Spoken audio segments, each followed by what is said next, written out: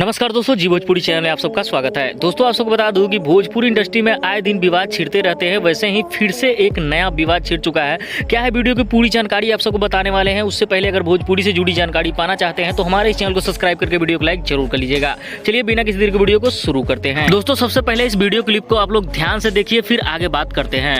आप देसीला गाय हो 5 kilo, Jersey गाय के दूध पिया 5 किलो, लेकिन भैया हो देसीला गाय के दूध जौन आधा किलो एनर्जी दे दी ना। तो दोस्तों, आप लोगों को ये वीडियो क्लिप देखने के बाद तो अंदाजा लग गया होगा कि पवन सिंह जी कभी भी बिना ड्रिंक लिए हुए स्टेज पे नहीं चढ़ते हैं, क्योंकि इस तरीके का जो है कि उनके जवान से जो शब्द निकल रहे हैं, इस तरीके का शब्द तो ऐसे आदमी, नॉर्मल आदमी निकाल ही नहीं सकता।